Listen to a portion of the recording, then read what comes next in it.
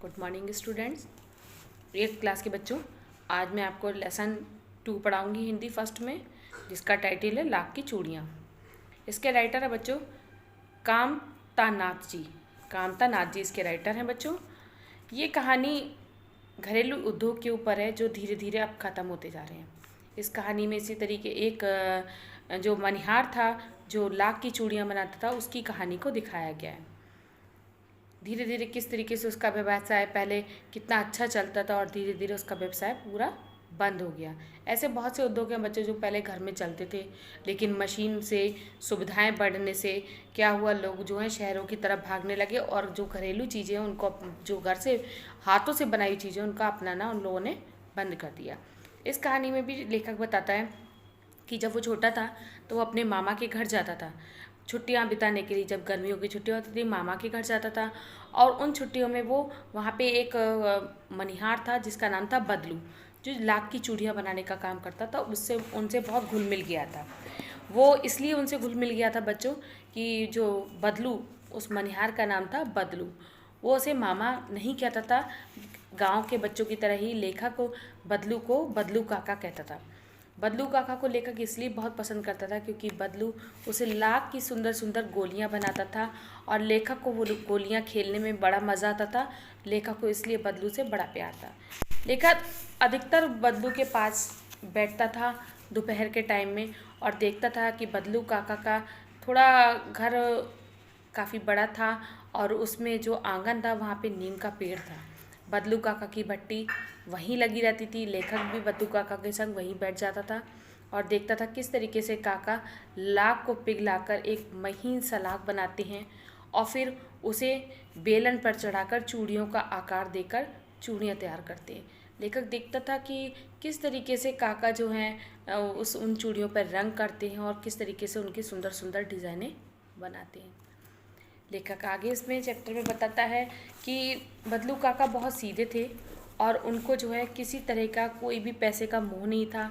वो नहीं जानते थे खरीदना और बेचना। बहुत मज़े से वो सबको चूड़ियाँ देते थे और बहुत खुश रहते थे। बदले में लोग उनको अनाज दे जाते थे और वो उसी में अपना खुश रहते थे। लेकिन लेखक इसमें ये भी बताता है कि जब कभी भी कहीं शादी होती थी तो जो है बदलू काका अपना अगला पिछला सारा हिसाब पूरा कर लेते थे। एक जोड़ा देने के लिए शादी का, वो कहते थे शादी एक बार होती है और एक जोड़ा देने पर बदलू काका उसके बदले में अपने लिए कपड़े, अपनी पत्नी के लिए, परिवार के लिए कपड़े, ढेर सारा अनाज, पगड़ी और पैसा, ये सब बदले में लेते थे। जब भी कोई शादी होती थी उसका जोड़ा देते थे चूड़ियों का। तब धीरे धीरे समय व्यतीत हो गया 3 साल 4 साल 3 साल तक लेखक जो है गांव में जाता रहा और बदलू काका से मिलता रहा। लेकिन कुछ समय बाद क्या होता है, लेखक के जो पिताजी हैं उनका ट्रांसफ़र हो जाता है और वो दूर चले जाते हैं। इस कारण लेखक भी 8-10 साल तक जो है गांव में नहीं आता है। समय काफ़ी बदल गया था। लेखक जब गांव में लौट के आता है 10 साल बाद अपने मामा से मिलने, तो काफ़ी गांव में घूमता रहता है, लेकिन उसे बदलू की याद नहीं आती है क्योंकि अब लेखक बड़ा हो चुका था। उसे लाख की गोलियों से खेलने का कोई शौक़ नहीं था और धीरे धीरे वह अपने पुराने शौक़ भूल चुका था।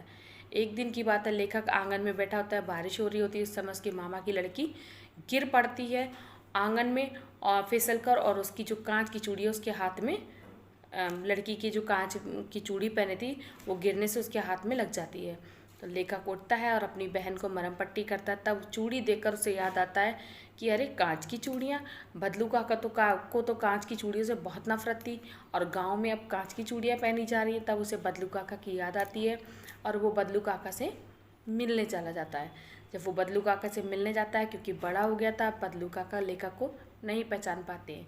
तब लेखक बताता है कि मैं आपका वही लड़का हूँ जो आपसे रंगीन गोलियाँ लाख की बनवाता था और खेलने के लिए ले जाता था हर बार छुट्टियों में। बदलू को याद आ जाता है और कहता है अरे लाला तुम कैसे हो, बैठो यहाँ पे। और फिर वो अपनी बेटी से बदलू काका कहते हैं कि जो है जाके आम लेके आओ, लाला को आम खिलाओ। जब बदलू काका की बेटी आम लेकर आती है और लेखक को खिलाने को देती है तो लेखक उसके हाथ कलाई पर लाख की चूड़ियाँ देखते हैं। तब बदलू काका कहते हैं कि यह आखिरी जोड़ा था जो मैंने बनाया था ज़मींदार की लड़की की शादी के लिए, मगर उन्होंने 10 आने में इसको ख़रीदने के लिए कहा तो मैंने उन्हें नहीं बेचा। लेखक बहुत खुश होता देखकर कि बदलू काका का उद्योग बंद हो गया, लेकिन बदलू काका ने अपना आत्मसम्मान नहीं खोया और वो जो है अपने आत्मसम्मान से लड़ते रहे। और लेकिन उन्होंने अपने व्यवसाय को, अपनी जो चूड़ियों, लाख की चूड़ियों का व्यवसाय है, उसे नीचे नहीं गिरने दिया। ख़त्म भले ही उनका व्यवसाय हो गया, लेकिन फिर भी वो स्वाभिमान से वहाँ पे गांव में जीते थे, क्योंकि लाख की चूड़ियों का बिजनेस उनका पहले बहुत अच्छा चलता था। अब कांच की चूड़ी बनने से उनका बिजनेस हल्का हो गया था, लेकिन उसके बाद भी बदलू काका बहुत खुश थे, इसलिए क्योंकि वो सर उठाकर जीना जानते थे। बच्चों, इस चैप्टर में आपको इसके वर्ड मीनिंग इस चैप्टर के करने हैं और आपको इनके प्रश्नोत्तर